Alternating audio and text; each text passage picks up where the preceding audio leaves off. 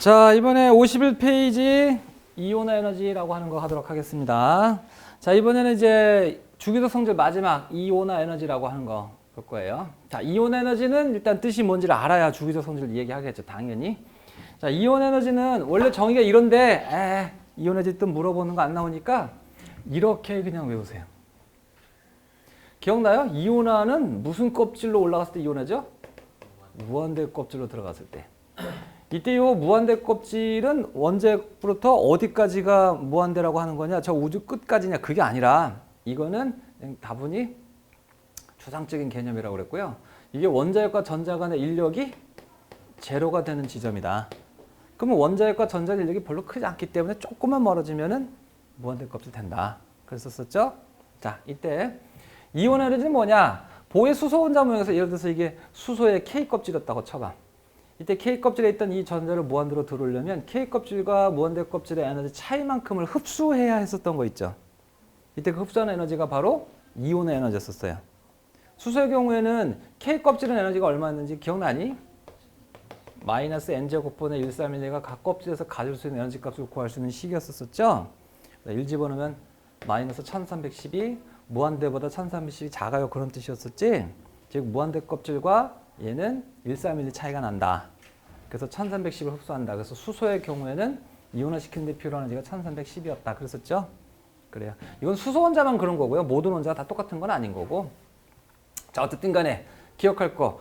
그래. 요 가장 바깥 껍질에 있는 전자를 무한대 껍질로 들어올릴 때 요 껍질과 요 껍질의 차이만큼 흡수한다. 그게 바로 이온의 에너지다. 알았지? 예, 이렇게 머릿속으로 정리해 주도록 하시고요. 알았죠? 자, 이제 하나 더. 잘 봐. 여기 원자력과 전자 간의 인력이 클수록 이온화 에너지 클까요? 작을까요? 인력이 크면 클수록 이온화 시키는데 에너지를 많이 드릴까요? 조금 드릴까요? 많이 드리는 거죠. 왜 그래요? 야, 이게 무한대 껍질에 인력이 제로가 되는 지점이라고 했잖아. 그러면 결국은 여기 인력을 끊는다는 거죠. 끊어야지만 제로가 되는 거지. 끊으려면 여기까지 올라가면 끊어진다는 얘기인 거야. 그러면 여기 인력이 세면 셀수록 끊어지는 데 필요한 에너지는 많이 들어가는 거죠. 맞아? 자, 그래서 하나 더 알아둘 거. 이온 에너지는 원자력과 전자 간의 인력이 클수록 크다. 자, 그 밑에 나와 있어요. 동그라미 2번에. 원자력과 전자 사이 인력이 클수록 이온 에너지는 어떻다? 크다. 알았지? 네, 그렇게.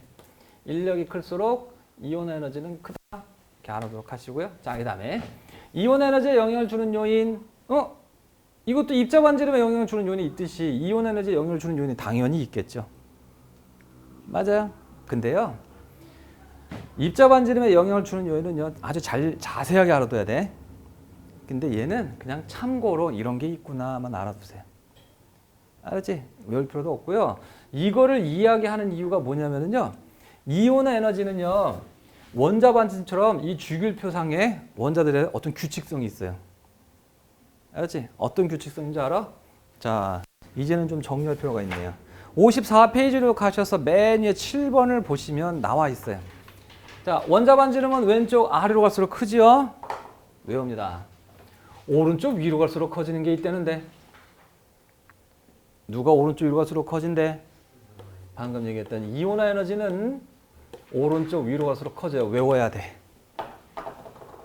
알았지? 오른쪽 위로 갈수록 커져. 외워야 돼. 이해 갔어요? 야, 예를 들어서 플로린하고 네온하고 누가 커요? 네온이 커요. 플로린하고 헬륨하고 누가 커요? 헬륨이 커요. 알았지? 자, 요걸 갖다가 지금부터 왜 그렇게 되는지 설명을 할 거예요. 그 설명할 때 이게 필요한 것 뿐이고요. 이온 에너지는 제가 크다. 근데 왜 크냐? 그런 이유를 묻는 문제는 안 나와요. 입자 반지름에서만 왜 크냐, 왜 작냐, 무엇 때문이냐 그런 거 질문하지. 그러니까 요거는 참고적으로 보세요. 자, 이온에 영향을 주는 요인은요, 유액전하고 전자곱. 이게 뭐야? 이거 입자 반지름 결정인자하고 똑같죠? 여기 유액전화 들어오고 전자곱도 들어와요. 알았지? 우와, 똑같네. 그런갑다. 자, 근데요, 봐. 아까 원자과 전자 간의 인력 클수록 이온에너지 어떻다고? 야, 근데 유효 핵전화가 크면 내가 유효 핵전화 뭐라고 하라 그랬지? 알자 인력. 원자과 전자 간의 알자 인력. 유효 핵전화가 크다, 알자 인력 크다. 뭐야? 인력 크면 이온에너지 어떻다 그랬어? 커진다. 당연하죠. 그래서 유효 핵전화의 영향을 받는 거예요. 알았죠? 그 다음에 전자 껍질 수의 영향을 받을까요? 왜? 인력하고 관계 있어서 그래요. 전자 껍질 수가 많아 봐요. 여기 2개짜리고요. 여기 3개짜리예요. 전자 껍질 수가 많아지면 이온 에너지는 커질까요? 작아질까요? 잘 봐요. 여기 거리가 짧고 여기는 거리가 멀죠. 껍질이 3개짜리는 원자핵과 전자의 거리 멀고요. 2개짜리는 짧아요. 그럼 여기 인력이 어떻게 돼요? 여긴 인력이 크고 여긴 인력이 작다. 그러면 인력이 크니까 이거를 들어올리기 어렵다. 이온 에너지 많이 들어간다. 전자 껍질 수가 크면은 쉽게 올라가죠. 그죠? 그래서 요거는 이온 에너지가 작다. 이해 가는 거예요? 자, 잠깐만. 전자 껍질 수가 클수록 이온 에너지는 반비례네. 유효액전화 클수록 이온 에너지는 커. 비례 관계네. 됐나요? 오케이. 자, 그래서요. 자, 거기 아래쪽에 보면은 이온 에너지 주기성 그래서 나오는 거죠. 이것도 그냥 보세요. 자, 그러니까 같은 주기에서는 어디? 같은 주기에서는 껍질수 같죠? 그지? 그럼 오른쪽으로 갈수록 원자보다 클수록 유익전은 어떻게 된다 그랬죠? 커지죠. 그럼 이온 에너지 커지는 거죠. 아까 유익전화 커지면 이온 에너지 커진다 그랬으니까. 맞아요? 그래서 오른쪽으로 갈수록 이온 에너지 커지고요. 그 다음에 같은 족에서는요. 아까 전자 껍질 수하고 이온 에너지는 반대였어요. 전자 껍질 수가 많을수록 이온 에너지 작아졌었어요. 맞아요? 그러면 위로 올라갈수록 전자 껍질 수 줄어들죠. 윗주기수로 주기수 작다, 껍질 작다. 그럼 이온 에너지는 커봐. 그래서 오른쪽으로 갈수록 위로 갈수록 커진다. 그런 얘기. 이 얘기 하려고 한 거야. 근데 얘는 이유를 묻는 문제가 한 번도 나온 적이 없으니까 이게 아마 시험에 나올 기회가 있다면 논술. 근데 여러분 시험 때는 아마 논술 전형이 거의 다 사라질 거예요. 자, 과학교에서 없애가는 분위기가 있어갖고. 그래서 아마 여러분들은 요거를 시험 볼 기회가 거의 없을 것 같네요. 자, 이거 그냥 그렇구나 하고 참고적으로 알아두고 얘도 그렇구나 참고적으로 알아두고 이게 중요한 거야. 이게 결론이야. 결론! 자, 주기율표 하나 더 오버랩 시켰어요. 이온 에너지는 오른쪽 위로 갈수록 크다. 오른쪽 위에 있는 원소가 크다. 네, 알아두시고요. 자, 그 다음에 이거 잘 알아둡시다 이제. 그러면 이온 에너지는 같은 주기에서는 오른쪽으로 갈수록 큰 거죠. 그럼 이온 에너지 그래프를 그리면 어떻게 그려져야 되는 게 마땅하니? 이온 에너지 그래프를 그리면 이렇게 그려져야 돼. 예를 들어 2주기라면. 그죠? 그 다음에 주기 바뀌면서 어떻게 되겠니? 당연히 뚝 떨어지겠지. 주기가 바뀐다는 건 껍질이 많아지는 거지. 그러면 거리가 멀어지고 인력이 약해지니까 이온 에너지가 빵 떨어지겠지. 인력이 약해진다. 인력과 이온 에너지는 비례하는 거니까. 그 다음에 다시 이렇게 돼야 되는데 자, 이게 이온 에너지 그래프예요.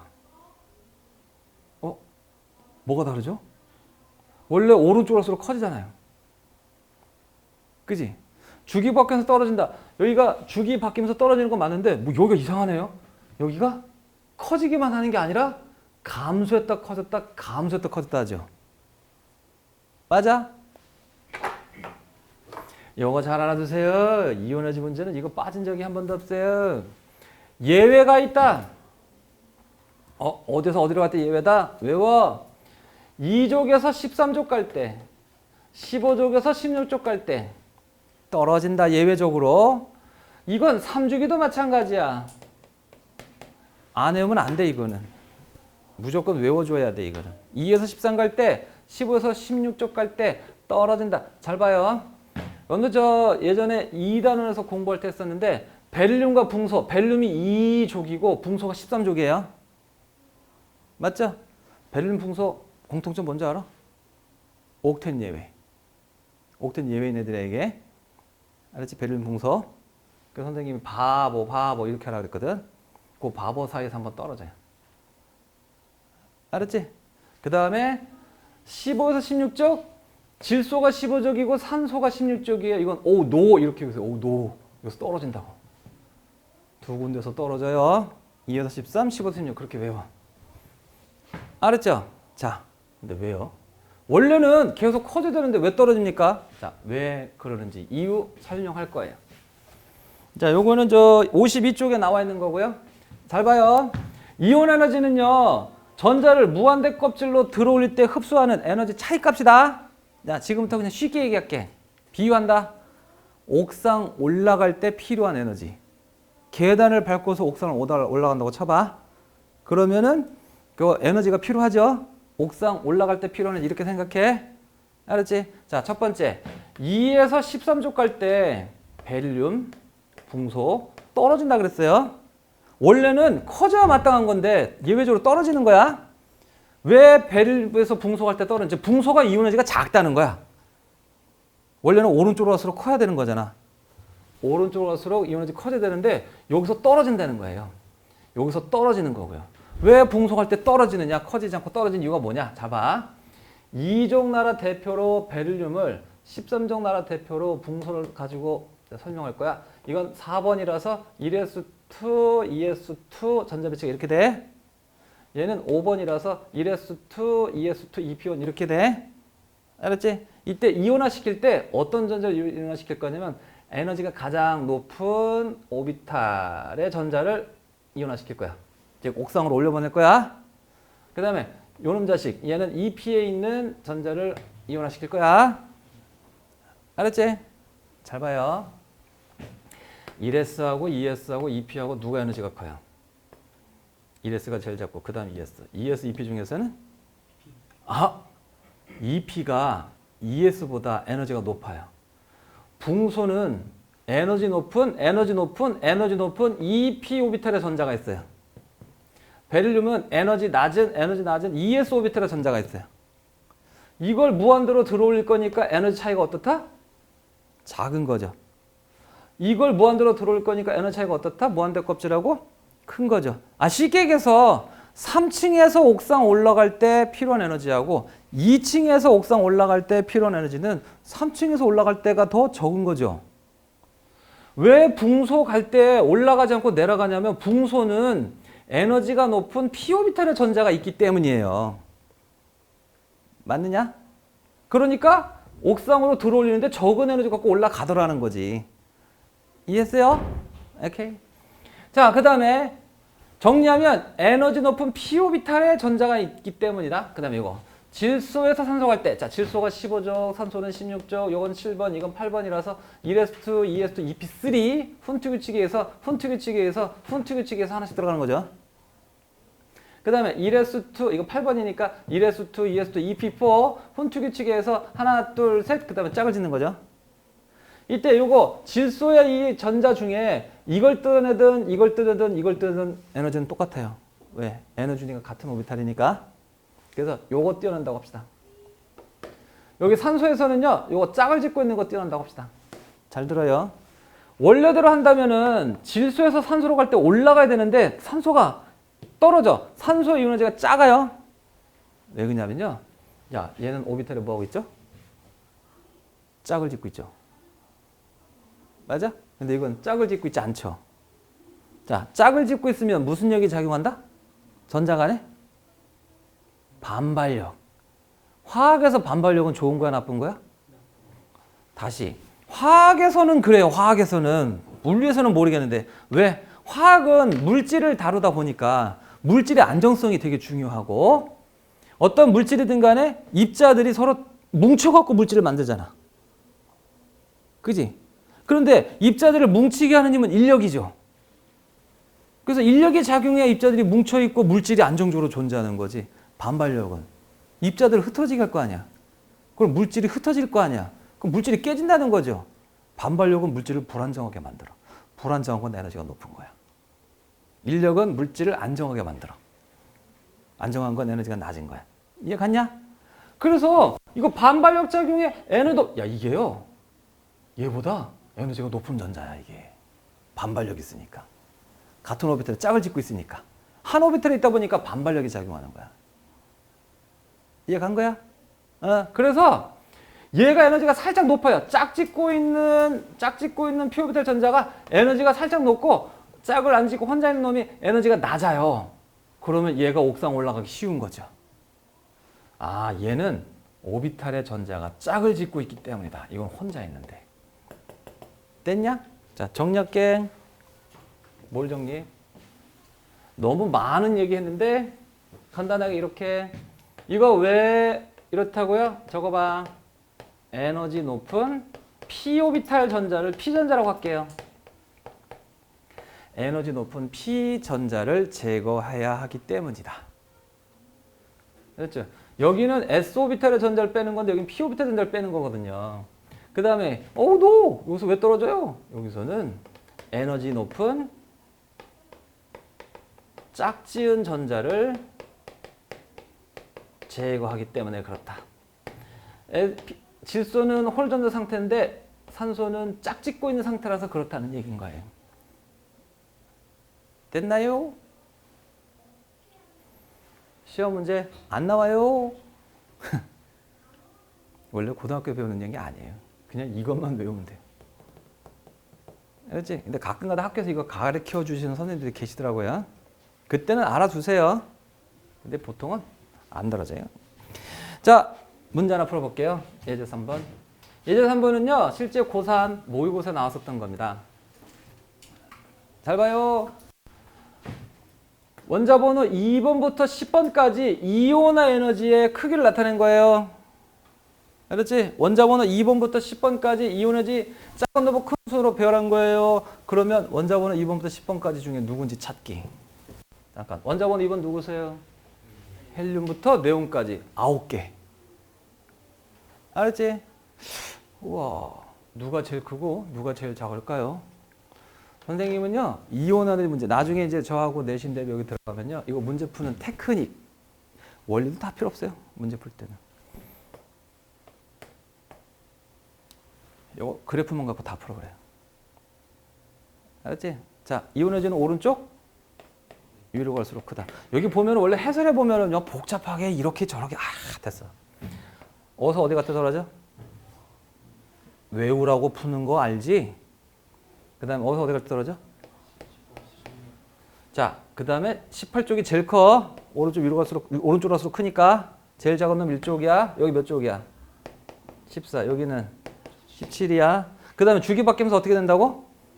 껍질수 증가하니까 무앙 떨어져요. 그 다음에 또 반복인 거예요, 이렇게.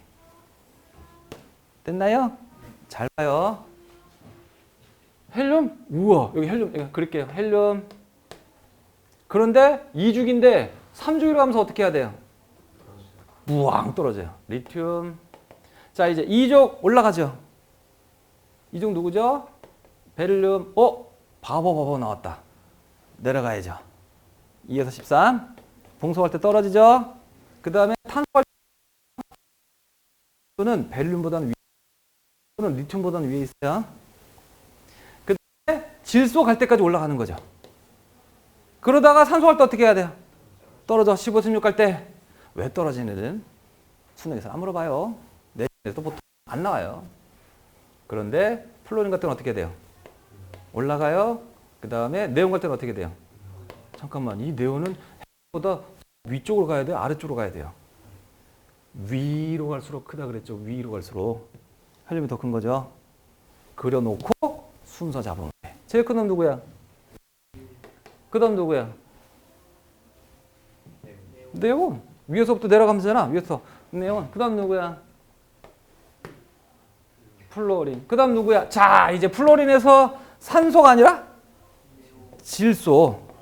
질소가 먼저 오고 그 다음 누구야? 산소. 그 다음에 어디까지 내려가? 탄소까지 내려와. 그 다음에 바보 중에 누가 먼저 와? 베릴륨이 먼저 와야지.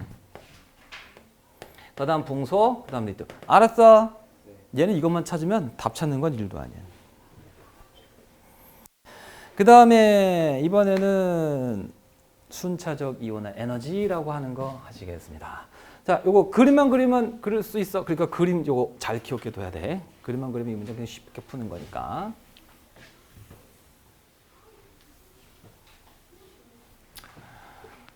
순차적 이온 에너지. 이것도 기가 막히게 중요하네. 이게 화학적으로 이 순차적 이온 에너지가 어떤 의미를 갖느냐 하는 것을 조금 먼저 얘기합시다. 여러분들 저 알루미늄 몇 쪽이 몇 쪽인가요? 야, 이거 껍질이 몇 개란 소린가요? 13족이면 최각의 전자가 몇 개 있다는 소린가요? 어떻게 알았나요? 전자가 눈에 보여요? 아니요. 껍질이 눈에 보여요? 야, 껍질은 실체가 없어요. 실제로 원자핵 주변에 껍질이 있는 게 아니잖아요. 여러 개 전자가 때를 져서 발견될 확률이 높은 공간이 있을 뿐이지, 공간이 그게 무슨 딱딱한 막으로 있는 게 아니잖아. 심지어 막이 있다 하더라도 눈에 보여요? 안 보이잖아. 야, 눈에도 보이지 않는 게 3개씩 있다는 거 어떻게 알았어요? 화학은 원자, 분자, 이온, 전자의 세상을 다루는 학문이라 눈에 보이지 않는 것을 연구하는 학문이라 간접적인 수단을 많이 씁니다. 알았죠? 이해로 알아냈어요. 순차적 이온 에너지. 우리 방금 배웠던 이온의 에너지 중에 순차적 이온의 에너지라는 게 있어요. 결론적으로 이온의 에너지를 통해서 알아냈다는 거예요. 시험지 낼 것 같아, 안 낼 것 같아? 무조건 냅니다, 이거는. 이 중요한 거를.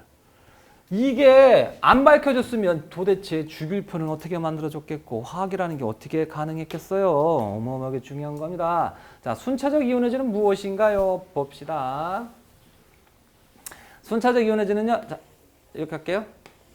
무한대 껍질로 전자를 들어올 때 필요한 에너지가 이온의 에너지인데, 잘 봐요. 여기 전자 하나를 들어 올렸어요. 그러면 뭐가 됐어요? 중성 원자가 플러스일까 양은 됐어요.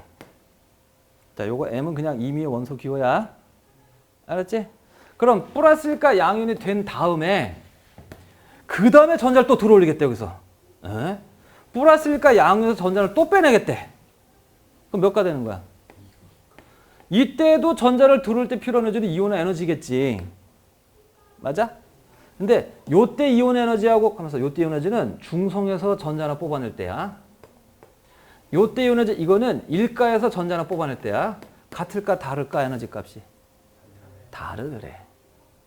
그래서 다르니까 이름을 달리 붙여주었어. 알았지? 일단 이름 붙여 알아두자. 이름부터. 이름 모르면 뭐 말도 안 되는 거니까. 중성에서 전자 하나 떼어낼 때 필요한 에너지를 2원으로 쓰고 1차. 규칙 있어. 규칙 잘 봐. 플러스 1가에서 전자 하나 떼어낼 때는 2,2라고 쓰고 2차. 플러스 2가에서 또 전자를 떼어낼 수 있겠지. 그때 이온 에너지는 2,3를 쓰고 3차. 차수의 기준은?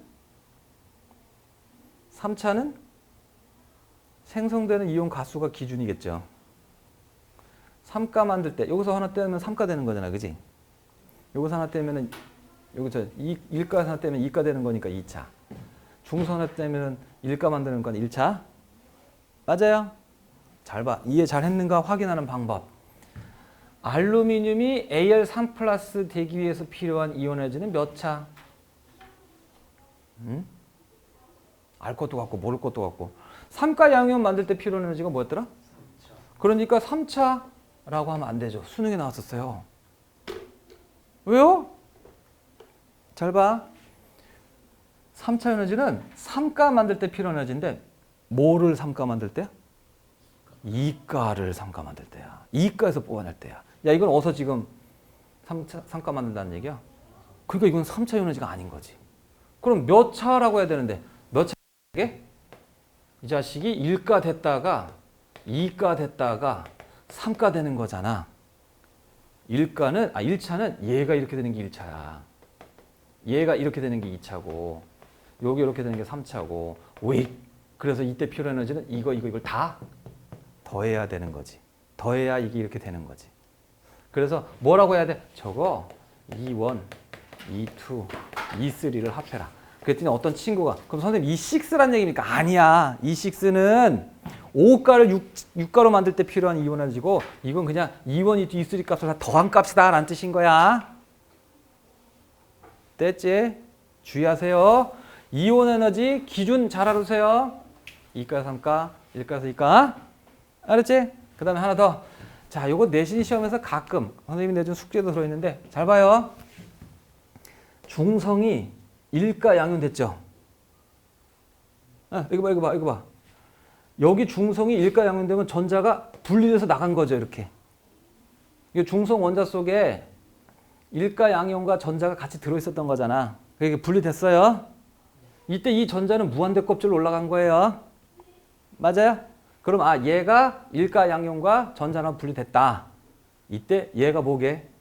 이게 1차 이온 에너지라는 뜻이에요. 자, 여기서 기억할 거. 이온 에너지는요, 요걸 반응식, 화학 반응식으로 표현할 때 이온 에너지는 화살표 왼쪽에다가 표현하게 돼 있다. 알았지? 왜요? 왜 왼쪽에다 표현하네요? 이 반응식에서 화살표는 수학의 등호하고 똑같아요. 양변에 다 똑같아야 돼요. 알았죠? 얘는 무한대 껍질에 있으니까 에너지가 높겠죠.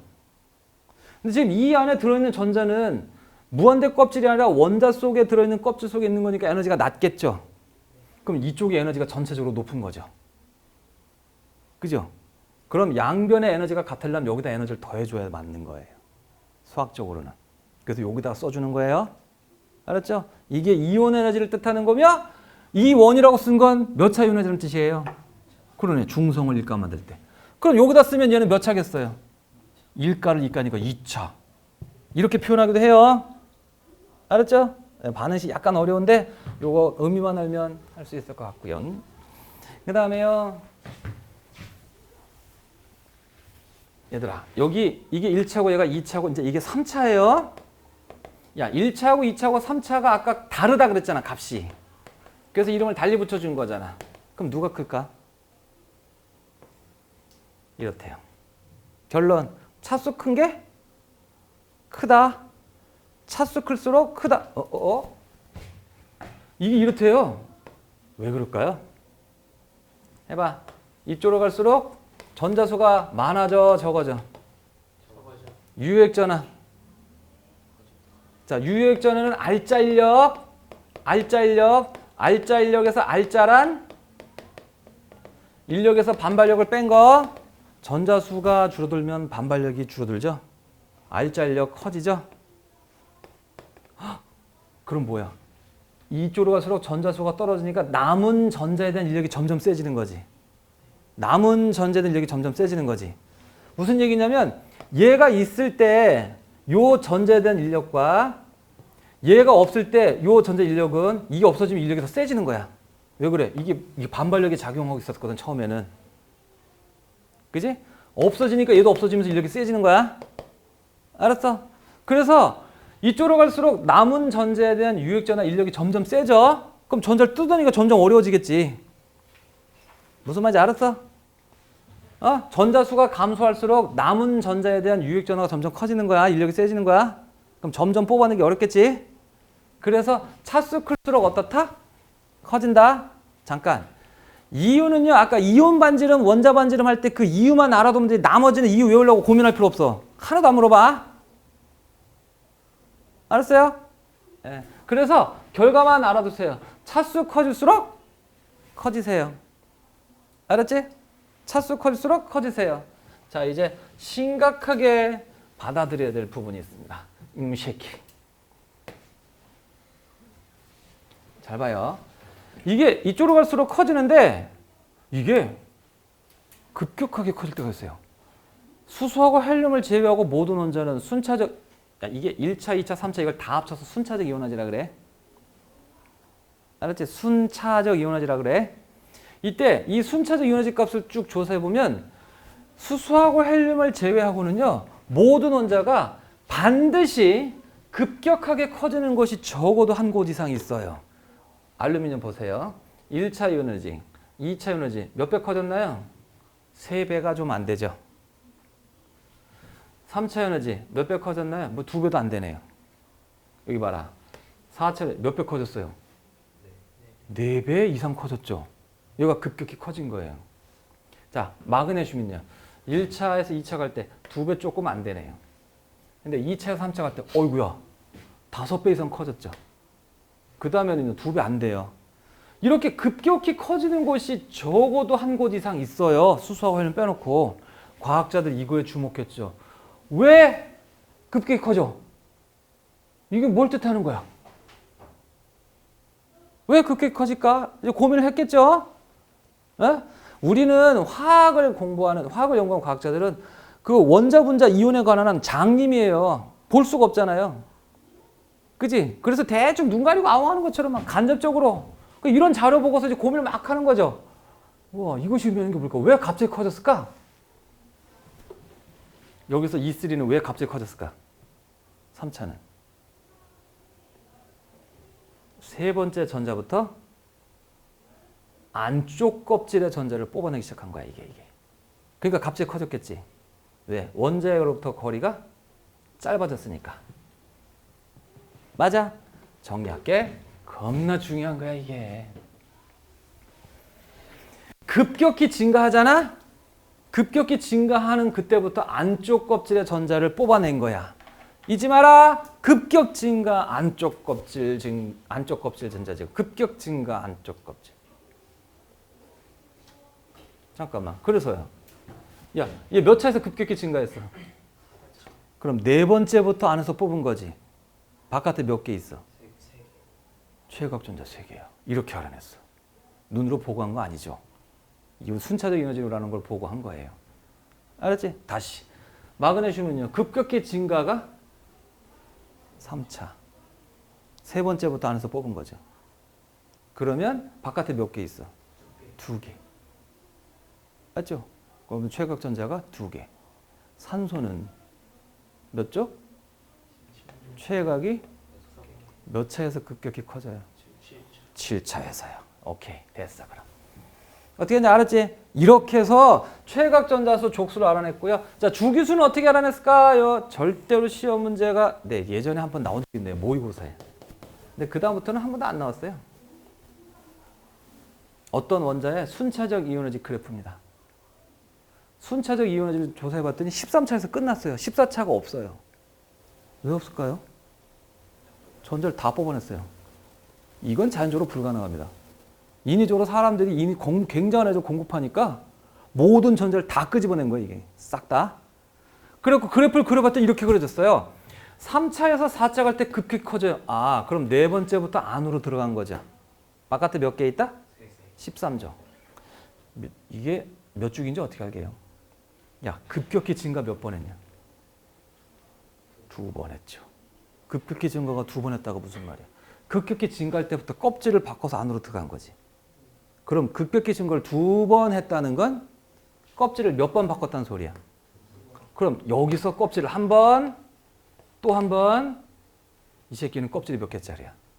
3개가 있구나. 이렇게 찾아낸 거야.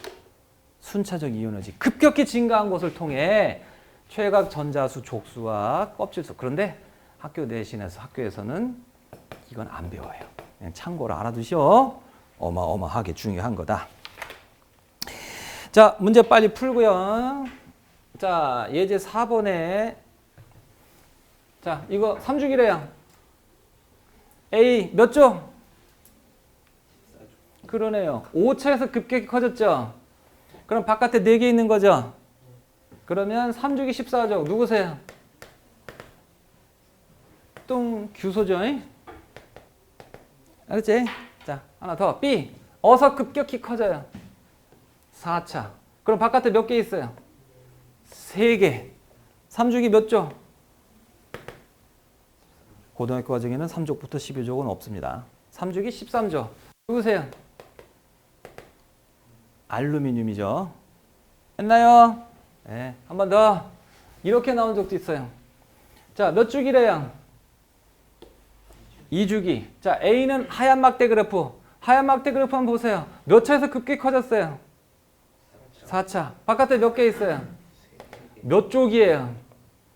13족. 2주기 13족 누굽니까? 붕소. 그 다음에 자, B는요. 까만 막대 그래프. 몇 차에서 커집니까? 7차. 바깥에 몇 개 있습니까? 그러면 몇 쪽입니까?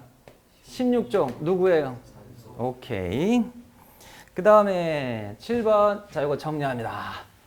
이미 아까 했네요. 주기표에서 왼쪽 아래로 갈수록 커지는 거 뭐?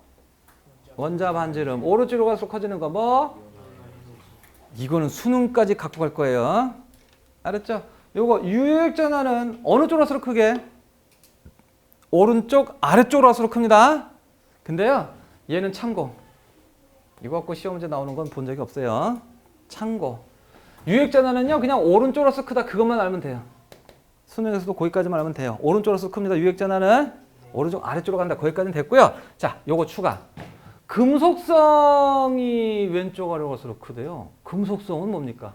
비금속성은 오른쪽으로 갈수록 크대요. 비금속성은 뭡니까? 금속성이 뭔가요? 남자와 남성은 다른 말이에요. 의미가 다르죠. 남자, 여자는 외모를 기준으로, 남성, 여성은 과학적으로 호르몬에 의해서 결정되는 성질이야. 금속과 금속성은 다른 말이야. 금속성은 금속의 성질이 아니고 뭐? 양이온 되는 반응성이에요. 비금속성은 음이온 되는 반응성이에요. 됐냐? 이미 통합과학 시간에 배웠어요. 일쪽 몇 가 이온 되죠? 어느 쪽으로 갈수록 잘 되죠? 아래쪽으로 갈수록 잘 돼요. 통합과학 시간에 이유는 안 배웠으나 이 경향은 외웠을 거야. 알칼리 금속은 플러스 1가 되는데 밑으로 갈수록 잘 된다. 왜? 이제 오늘 그 이유를 배웠답니다. 왜? 오른쪽 위로 갈수록 이온 에너지가 크다. 이온 에너지는 인력이 클수록 크죠? 인력이 클수록? 그러니까 오른쪽 위쪽으로 갈수록 전자에 대한 인력이 센 원자예요. 근데 왼쪽 아래로 갈수록 이온 에너지는 어떻게 돼? 전자에 대한 인력이 약한 애죠. 그죠? 인력이 약하니까 전자가 잘 떠나간다고. 그러니까 밑으로 갈수록 이온 에너지가 작아지는 거니까 전자 인력이 약해서 잘 떠나간다고. 그렇게 양은 잘 되는 거죠. 이해 갔어? 이온 에너지가 이로 갈수록 작아지니까. 이해 갔는가? 네. 그 다음에 왜 오른쪽 위로 갈수록 비금속성이 커집니까? 아우, 그거는 이온 에너지 크면 인력이 센 거잖아. 그치? 원자의 기본 속성이 전자에 대한 인력이 센 애야. 그러니까 자신의 전자를 꽉 붙들고 있을 뿐만 아니라 그 힘이 넘쳐서 어떡하라고? 남의 것도 뺏어오는 거지. 그러니까 음연되는 반응성 큰 거지. 단 누구는 제외? 지난번에 얘기했지만 18쪽은 아무리 세도 음연은 안 돼. 왜? 전자를 받아들여서 전자를 갖다 뺏어왔고 놓을 자리가 없어. 꽉 찼죠? 껍질이 그치? 그래서 전자가 들어갈 자리가 없으니까 못 받아들인다 그랬어. 자, 어쨌든 간에 요거는 내신 시험에서만, 금속성, 비금속성은 내신 시험에서만 가끔 나와요. 근데 이것도 잘 안 나오고요. 원자 반지름, 이온 에너지는 수능까지 가지고 가야 될 굉장히 중요한. 자, 예제 5번 문제 풀어봅시다. 이런 문제가 있었습니다. 원자 반지름이 가장 큰 원소는 누굴까요? 왼쪽으로 갈수록 크다. 칼륨. 원자번호 몇 번일까요? 19번. 금속성이 가장 큰 원소 누굴까요? 칼륨. 원자번호 19번. 이온 에너지가 가장 큰 원소는 누굴까요? 헬륨. 다 더하면 얼마예요? 그 문제래. 원자번호 다 더하면 얼마예요? 40이 되는 거죠. 알았죠? 그 다음에 예제 2번은 그 밑에 나오는 문제는 아주 오래전에 나왔었던 한 20년 된 것 같아요. 수능 문제 한번 수록해 봤습니다. 문제 읽어봅시다. 그린 가와나는 주기율표에서 연속된 세 가지족 ABC. 야, 예를 들어서 요 C가 15족이면 B는 A는 13족. 그런 뜻인 거야. 연속됐다는 게. 그 다음에 몇 주기 몇 주기? 2, 3주기. 2, 3주기. 자, 자료에서 갑시다. 나 좀 보소. 여기 원자 반지름이야. 원자 반지름은 어느 쪽으로 갈수록 크다고요? 왼쪽 아래. 그러면 얘가 크네? 그럼 2주기야 3주기야? 3주기죠. 아래쪽으로 가서 크니까. B는 2주기. 오케이. 잘한다. 자, 이제 이온 에너지는요. 이온 에너지는 오른쪽 위에 있는 게 크지. 윗주기가 크다. 큰 놈이 윗주기. X는 크다. 2주기. Y는 3주기. 그 다음에 이거 이온 에너지 차수 몇 차에서 갑자기 커져? 그럼 바깥에 몇 개 있어? 5개. C는 몇 쪽이야? 그럼 B는 몇 쪽이야? 14족. A는 답 찾아. A와 Y는 같은 주기. 네, 3주기 같은 주기. 그 다음에 니은 C족 원소의 원자과 C족은 15족이니까 원자과 전자는 족수의 끝자리수 5. X주기 B족. X는 2주기 B족. 14족에는 누가 있어요? 탄소. 세상의 중심에는 14족이 있어요. 14족이 주기율표의 가운데 중심에 있어요. 탄소. 기억 디귿 답이고. 자, 이번에는 3단은 조금만 하고 마칠게요. 자, 여기 3단원에서는요, 무엇을 공부하는 거냐면, 우리가 2단원이 원자를 공부했다면 3단원은 물질을 공부해. 세상은 물질로 꽉 들어차 있죠? 이때 이 물질은 원자들이 결합해서 만들어지죠. 그래서 제일 처음에 결합을 공부하면, 이거 어디서 많이 듣던 소리인데, 언제 배웠습니까? 통합과학 시간에 배웠던 거하고 많이 중복됩니다. 그래서 훌딱 넘어갈까요, 여기는? 알았죠? 시간이 많지 않으니까 간단하게만 하고 넘어갈게요. 첫 번째, 화학결합은요? 화학결합은 화학에서는 고유명사야. 아무 때나 붙이지 않아요. 화학결합은 원자하고 원자가 붙는 것만 화학결합이라 그래요. 분자들이 붙는 거는 결합이라는 용어를 쓰지 않아요. 그러니까 분자 간 힘이라는 용어로 쓰는 거야. 화학결합은 원자하고 원자가 들러붙는 거고, 결합 왜 해요? 옥텟 되려고. 좀 더 정확하게 비활성 기체의 전자 배치 되려고. 배웠죠? 네. 자, 그 다음에 화학결합 결과 무슨 일이 벌어집니까? 물질이 만들어집니다.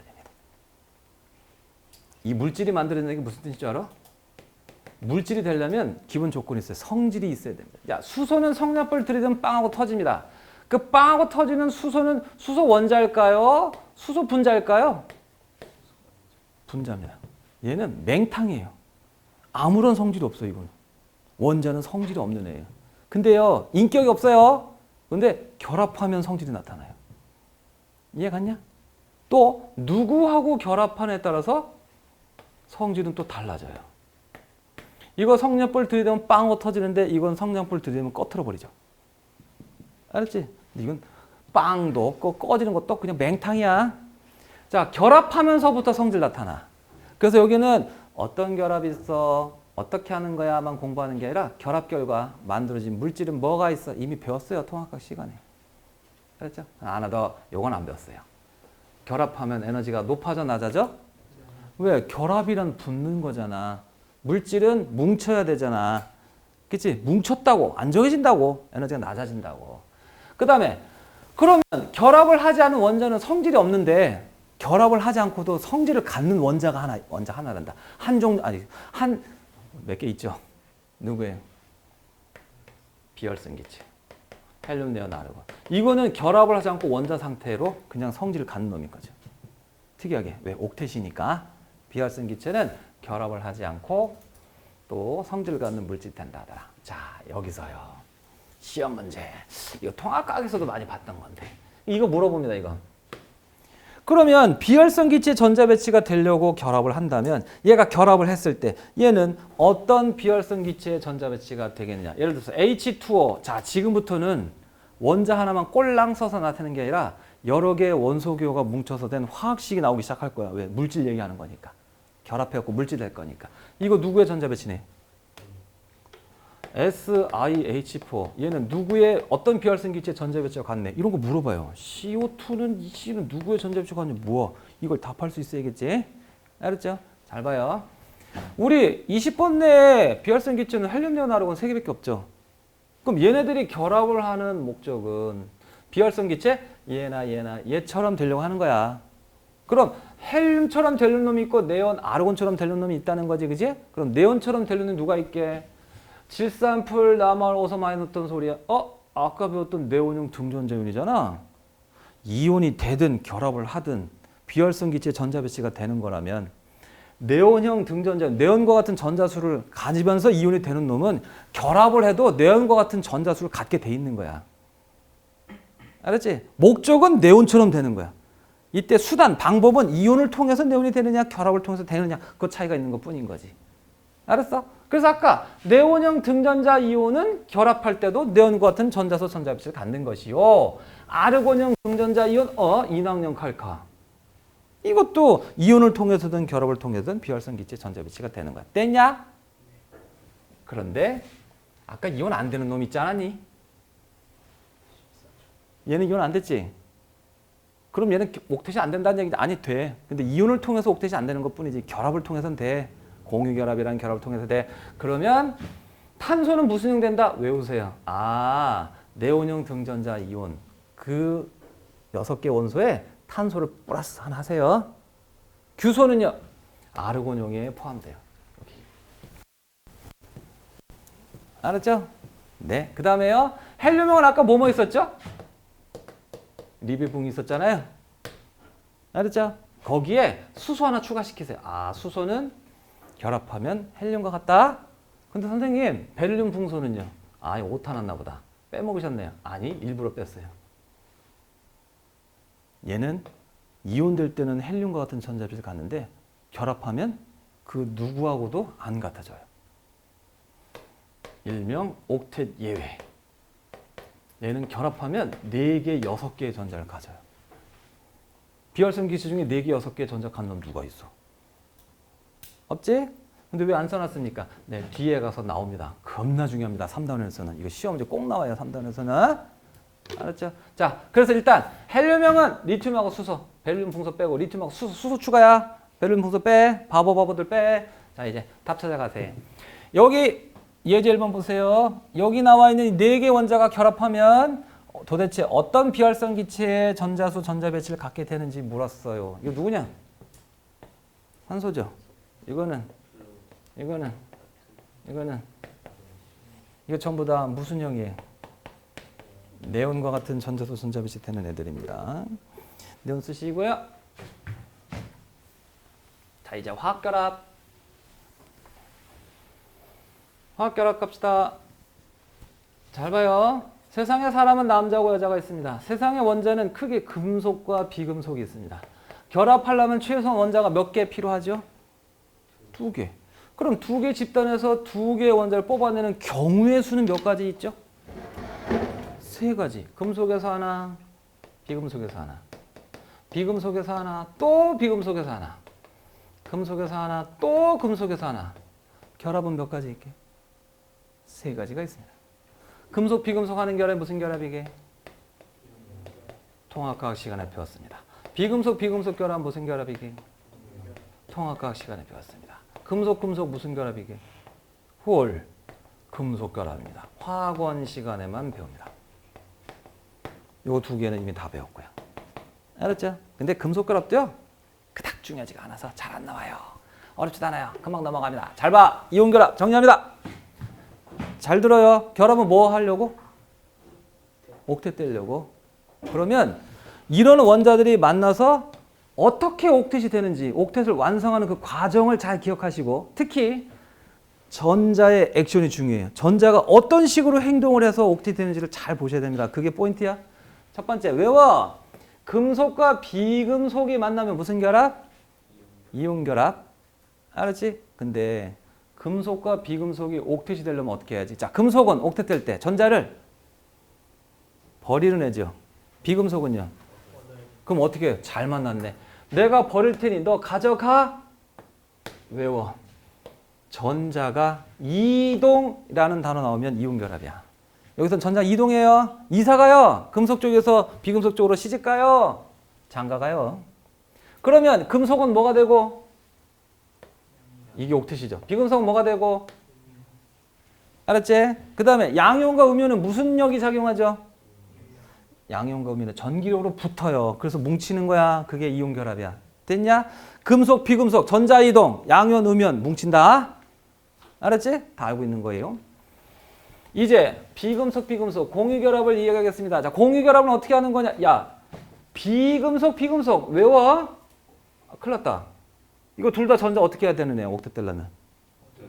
그럼 한쪽에서 한쪽으로 전자가 넘어가면 한 놈은 옥텟 되지만 다른 놈은 옥텟이 아닌 거지.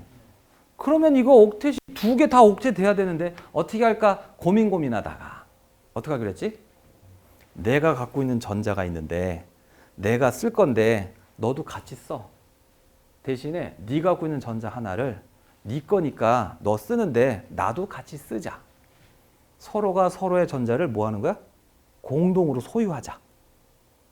이 전자를 뭐라 그래? 공유 전자. 근데 제 거 하나, 내 거 하나를 공유했기 때문에 전자가 두 개가 공유된 거지. 공유 전자, 쌍. 전자의 액션이 중요하다 그랬어. 이온 결합은 이동하는 거예요. 공유 결합은 공유 전자 쌍이 만들어지는 거죠. 화학은 전자를 다루는 학문이야. 결합도 전자에 의해서 결정되는 거야. 전자가 어떻게 행동하는지 잘 봐야 돼. 비금속과 비금속은 무엇을 만들고? 공유 전자 쌍을 만들고. 알았지? 근데 공유 전자 쌍이 만들어지면 옥테이지 되는 건 알겠는데 공유 전자 쌍이 만들어지면 이게 어떻게 붙냐?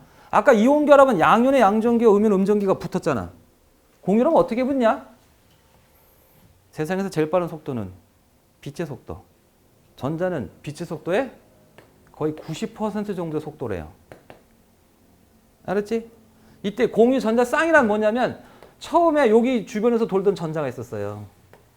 근데 처음에 여기서만 돌다가 얘가 다가오잖아? 얘가 다가가잖아? 그럼 전자가 이러고 돌아다니는 거예요. 양쪽 원자핵을 다 돌아다녀요. 그러니까 얘 거면서 얘 거가 되는 거예요. 양쪽 원자핵 주변에서 발견되니까. 근데 여기 전자만 그런 게 아니고 여기 전자도 처음에 여기서만 돌다가 얘가 다가오니까 이러고 돌아다녀요. 그래서 양쪽 원자를 다 돌아다녀서 두 원자가 서로 전자를 공유했다고 하는 거야. 이때 이 공유 전자쌍, 이 두 전자는요, 거의 빛의 속도, 완전히 빛의 속도는 아니야. 거의 빛의 속도로 마구마구 여기를 돌아다니는데, 야, 이게 크게 커야 얼마나 크겠니? 겁나 작을 거 아니야? 실제로 이 주변에 무슨 딱딱한 막 없지. 근데 선생님이 생각해보니까 막이 있을 것 같아. 그건 또 뭔 소리입니까? 자, 예를 들어서 선생님이 바늘로 여기 원자를 갖다가 쿡 찌르려고 해. 찌를 수 있게 없게? 못 찌릅니다. 왜 못 찔러요? 전자가 막을 거거든요. 왜? 자, 갑니다.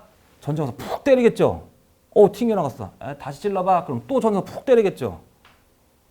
그럼 전자를 피해서 찌르려면 얼마나 빠른 속도로 찔러야 되니? 거의 빛의 속도로 팍 찔러야 전자 요쯤 왔을 때 팍 찔러버리지. 우린 전자보다 빠르게 움직일 수 없죠. 전자보다 빠르게 움직일 수 없죠. 전자가 빛의 속도는 아니지만 그래도 전자보다 빨리 움직일 수는 없어요. 그러면 갈 수가 없어. 여기 무슨 막이 있는 것처럼. 전자가 계속 뚱뚱뚱 때릴 거 아니야. 딱 대고 이렇게 쿡 오는 순간 전자가 퉁퉁퉁퉁 뭐 수천 번 수만 번 막 때릴 거 아니야. 못 들어가는 거야. 안 들어가. 진짜 무슨 껍질이 있는 것처럼 느껴질 거야. 맞아? 멈춰 있는 껍질이 아니라 막 움직이는 어떤 껍질이 있다고 느껴지는 거야, 이게. 이해가? 하나 더. 전자가 막 이러고 돌아다니면 음전기, 여기도 음전기가 막 계속 있을 거 아니야. 여기 음전기층이 만들어져요. 원자핵과 원자핵 사이에. 그죠? 그럼 양쪽의 원자핵을 잡아 당길 거 아니야, 이 음전기가. 이렇게 붙어요. 이온 결합은 여기 양이온과 음이온의 전기력으로 땡깡 붙는 건데 공유 결합은 원자핵과 원자핵 사이에 음전기층이 잡아당겨서 들러박히는 게 공유 결합이에요. 알았어요? 하나 더. 공유 전자쌍은요. 이건 통합학 시간 안 배웠다. 누가 공유 전자쌍이 된다고? 홀전자 알지? 오비탈에 혼자 있는 전자. 우리 그래서 2단원에서 홀전자 찾는 거 굉장히 열심히 했잖아. 이게 얼마나 중요한데 얘가 공유 전자쌍이 돼. 자, 저 원자의 전자 중에 어떤 전자를 공유한다? 홀전자를 공유하는 거야. 홀전자. 알았지? 짝이 있는 애는 관심이 없어. 주인 있잖아요. 홀전자. 내가 갖고 있는 전자는 홀전자를 공유하는 거야. 그게 공유 전자쌍이 돼. 알았어? 자, 다시. 비금속, 공유 전자쌍. 금속, 비금속, 전자이동. 비금속, 공유 전자쌍. 단, 홀전자가 공유 전자쌍이 된다. 그래서요. 자, 거기 밑에 공유 전자쌍은 연결고리가 되는 거야, 이제 앞으로. 외워라. 공유 전자쌍은 연결고리가 되는 거야. 왜? 공유 전자쌍이 음전기와 양쪽 원자핵을 들러붙게 할 거니까. 그럼 공유 전자쌍 수가 연결고리 수가 되는 거야. 그런데 홀전자가 공유 전자쌍이 되면 홀전자 숫자가 공유 전자쌍 수 연결고리 수가 되는 거야. 홀전자 수 제일 많은 거 몇 조? 15조건 몇 개야? 홀전자 수 3개. 그럼 공유 전자쌍 몇 개 만들어져? 연결고리가 3개 만들어져. 그러니까 원자 몇 개 붙을 수 있어? NH3가 가능한 거야. H2O 산소는 홀전자가 몇 개야? 14, 16쪽 두 개지. 홀전자가 두 개니까 공유선상 몇 개 만들어져? 그러니까 연결고리 두 개야. 그래서 H2가 만들어지는 거야. 알았지? 그렇구나. 알아도 이거? 다음에도 중요하고요. 단일결합은 전자쌍 몇 개 공유한 거? 이중결합은? 삼중결합은 3개. 자, 이제 금속결합. 금속결합은 어떻게 하는 건가요? 역시 전자 액션이 중요합니다. 금속과 금속이 만났습니다. 핫! 이거 옥텟되려면 어떻게 해야 되는 놈입니까? 전자를 버려야 됩니다. 그러면 아까 금속과 비금속이 만나면 금속이 버린 전자를 비금속이 가져갔는데 금속과 금속이 만나면 옥텟되려고 전자를 버렸는데 버림받은 전자 어떻게 합니까? 그 누구도 못 가져가죠. 그래서 어떻게 됐다고? 자유로워진 영혼이 됩니다. 자유전자. 전자 액션이 중요하다 그랬어요. 얘는 자유롭게 돼버렸어요. 금속 안에 자유전자 있다는 얘기 들어봤죠? 옥텟되려고 모든 원자들이 전자를 버리면 이 전자는 어디에도 속박되지 않고 자유롭게 돌아다닌다. 그러니까 여기 처음에는 여기 원자 핵 주변에서 막 돌아다니다가 야, 나 옥텟돼야 되겠어. 그러면 픽 하고서 떠나. 이때 얘는 그 어디에서도 안 받아줘. 그러니까 막 정처 없이 돌아다닙니다. 근데 얘 전자만 그러나? 아니 얘 것도 그래, 얘 것도 그래, 얘 것도 그래. 다 그래요. 그래서 무수히 많은 자전자가 만들어지는 거죠. 이때 거의 빛의 속도로 맞먹는 속도로 전자들이 돌아다닙니다. 그러면 실제로 딱딱한 껍질 막은 없지만 양이온 사이에 음전기 층 생기겠죠. 빛의 속도로 돌아다닐 거 아니에요. 빛의 속도 맞먹는 속도로 돌아다니까. 그 음전기 층이 양이온을 확 잡아당겨 묶어줍니다. 이게 금속결합 방식이야. 알았지? 정리합니다. 금속과 금속이 만나면 어떻게 한다고? 양이온과 뭐가 된다? 자유전자. 자, 이온결합은 전자가 어떻게 하세요? 전자가 이동. 공유결합은 공유전자쌍. 금속결합은 자유전자. 됐나요? 문제 풉시다. 뭐 여기는 뭐 대충 다 알고 있어서 있죠. 빨리 풀고 갑시다. 공유전자쌍이 잘 봐. 이게 공유전자쌍을 나타내는 그림이시지요. 통합각 시간에 배웠던 거 똑같습니다. 여기는 몇 중결합이에요? 단일. 여기는 3중결합이죠. 공유전자쌍이 3쌍이니까. 알았죠? 자, 공유전자쌍 토탈 몇 개예요? 그러니까 4중결합 맞아 틀려? 이런 건 아니에요.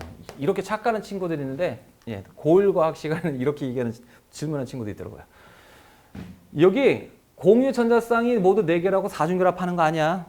4중결합이라는 결합 자체가 없어. 그렇지? 요 원자하고 원자 사이만 보세요. 원자 사이가 하나면 단일, 3개면 3중. 합은 따지는 거 아니에요. 합은 고라는 거 아니에요. 그 다음에 수소, 나왔어요. 수소 원자는 결합하면 누구의 전자 배치를 담는다? 헬륨 해봐. 시작. 리튬하고 수소. 그 다음에 네온형은 시작. 질산풀 남아알에다가 추가 탄소. 아르곤형은 시작. 인황염 칼카에다가 규소. 자, 그럼 탄소는요. 누구? 네온과 같은 놈이 되겠죠. 그래서 2번은 맞고 3번은 틀렸습니다. 그 다음에 마지막.